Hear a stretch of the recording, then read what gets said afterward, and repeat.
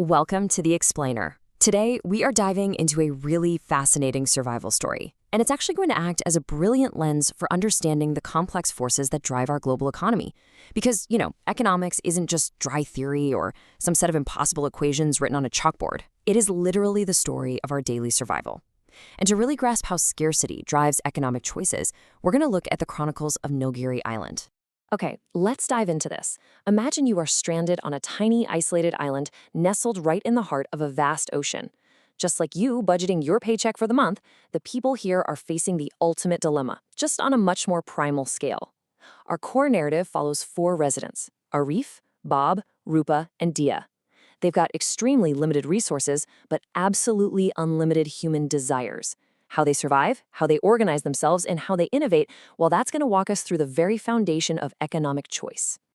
Section 1, the coconut conundrum. 10 coconuts, 16 wants. Now this right here is the inciting incident of our story. 10. That stark number is the hard limit of nature's daily gift to our islanders. Every single day, exactly 10 ripe coconuts fall from the trees on Nilgiri. There's no magic button they can press to just spawn more. These 10 coconuts represent their total, absolute resources for the day.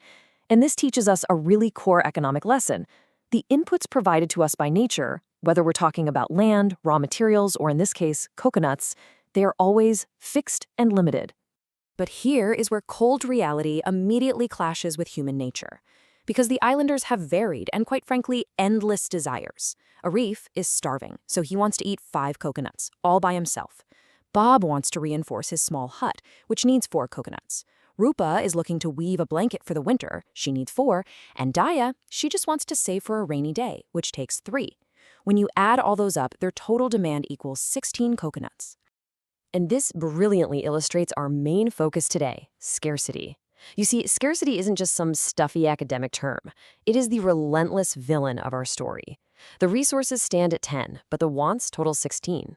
So there's an inescapable shortage of 6 coconuts. Human desires are endless, right?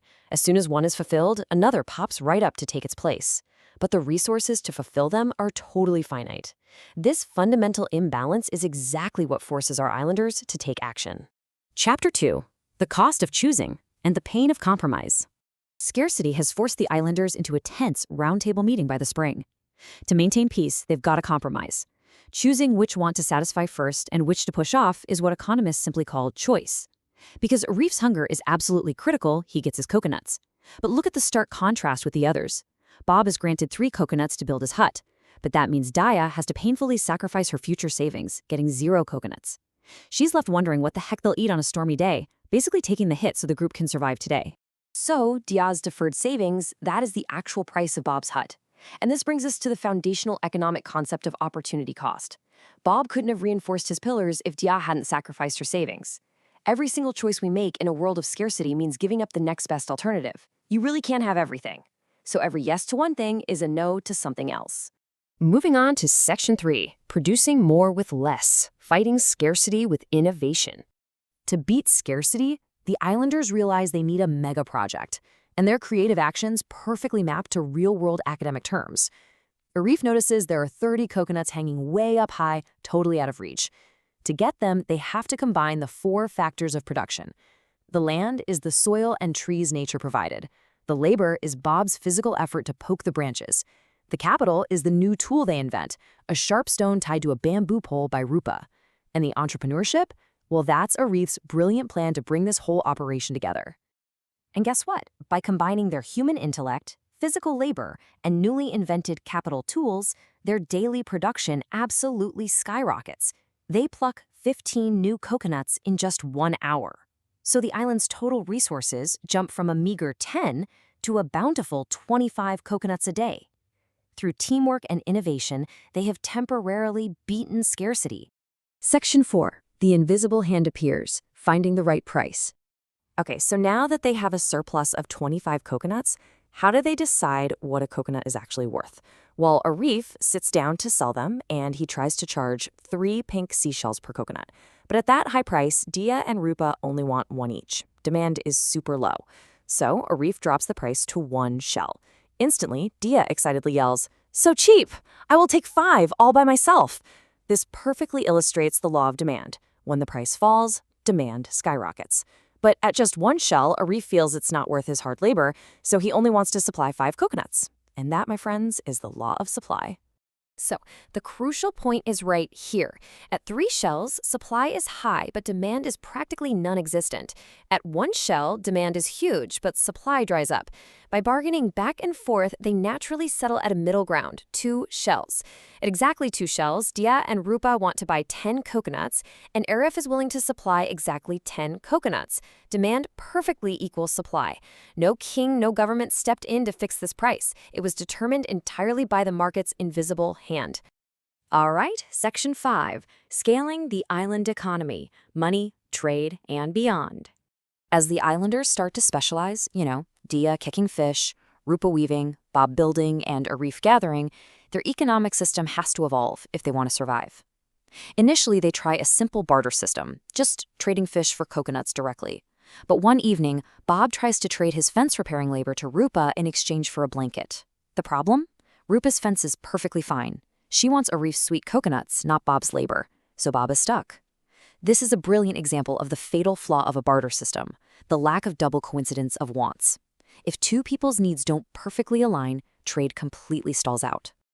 To solve this incredibly frustrating barter problem, Bob introduces rare pink shells to act as currency. These shells are a real game changer because they instantly fulfill the 3 foundational functions of money. First, they act as a medium of exchange. Bob can get shells for his labor and then give those shells to Dia for fish.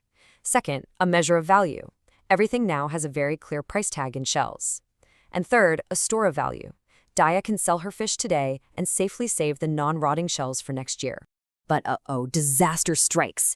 Dia finds a massive crevice underwater just packed with 100 identical pink shells, and she brings them all back. Suddenly, the market is completely flooded with new money.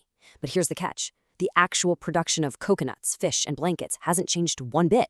Because there's so much money chasing the exact same amount of goods, Arf just doubles his prices. The money loses its value, and the island experiences a sudden, massive economic crisis. Inflation. Yep, it's the exact same force that drives up the price of your groceries today. Arif quickly realizes they have to intervene. He points out, we need a guardian to control the total amount of money on the island. This crisis forces them to create a central bank, with Bob stepping up as the governor. Bob confiscates the common shells, carves a unique design into exactly 20 specific shells, and signs them. By tightly controlling the money supply, he stabilizes prices, essentially executing their very first monetary policy.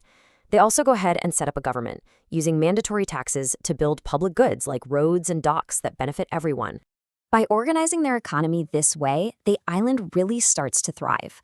Arif even calculates their gross domestic product, which is the total market value of all final goods and services produced in a year. By adding up his coconuts, Dia's fish, Rupa's blankets, and Bob's services, the island's GDP totals 1,150 shells. And because every single shell spent by one person is income for another, their total national income is also exactly 1,150 shells. We have officially leveled up from microsurvival to macroeconomics. Just to summarize Nilgiri Island's incredible journey, driven entirely by the relentless pressure of scarcity, they evolved from a super clunky barter system to inventing shell money and a central bank. By year 1, they were engaging in international trade with a passing foreign ship, exporting their coconuts and importing spices. And by year 2, to fund a massive new juice factory, they even invented a joint stock market, pooling their savings into shares to grow their wealth together. Which leaves us with this final pretty massive thought. Nilgiri Island started with just 10 coconuts and 16 wants. They survived, and they eventually thrived through incredibly hard choices, relentless innovation, and structured trade. But here's the thing. The villain of scarcity, it never truly disappears. As resources continue to dwindle on our own real-world island, Earth, what is going to be our next great economic evolution? How will we choose to innovate our way out of the ultimate scarcity? Thanks so much for joining me on this explainer. Keep questioning, keep learning, and I'll catch you next time.